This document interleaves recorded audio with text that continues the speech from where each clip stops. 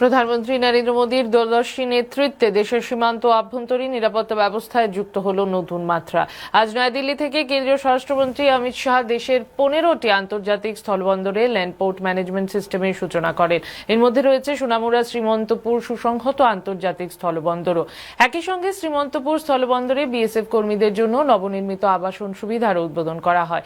এই উদ্যোগ সম্পর্কে বিস্তারিত জানিয়েছেন শ্রীমন্তপুর সুসংহত আন্তর্জাতিক স্থলবন্দরের ইনচার্জ প্রদীপ সাহা।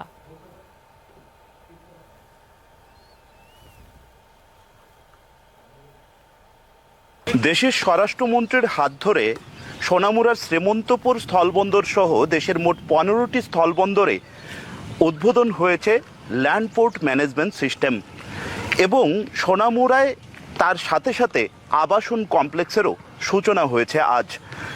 এই বিষয়ে আরও বিস্তারিত তা জেনে নেওয়ার চেষ্টা করব। শ্রীমন্তপুর আইসিপির ইনচার্জ রয়েছেন প্রদীপ সাহা, ওনার কাছ থেকে আপনাকে প্রথমেই স্বাগত জানাচ্ছি। ধন্যবাদ। আমাদের 15টা ল্যান্ডপোর্টের সাথে শ্রীমন্তপুরেও সম্পূর্ণ ডিজিটাল পদ্ধতিতে আমাদের লজিস্টিক সিস্টেম এবং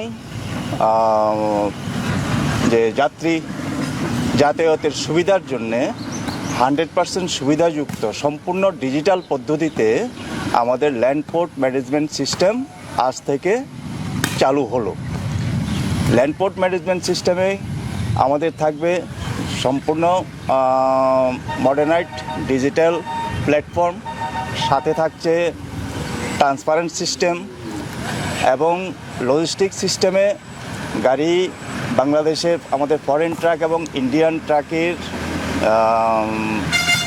এক্সপোর্ট ইম্পোর্টের সিস্টেমে সম্পূর্ণ সিস্টেম পদ্ধতিতে আমাদের আজকে থেকে চালু হলো।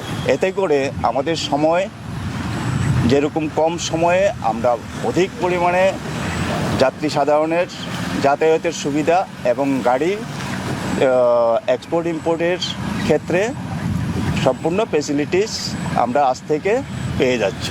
আমাদের ল্যান্ডপোর্ট শ্রীমন্তপুরে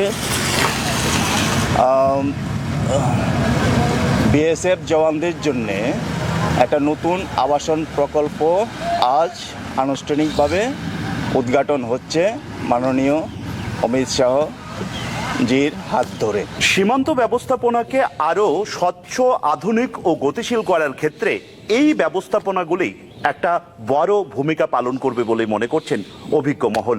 সিপাহীজলা জেলার শ্রীমন্তপুর স্থলবন্দর থেকে আমি অভিজিৎ বর্ধন, দূরদর্শন সংবাদ, ত্রিপুরা।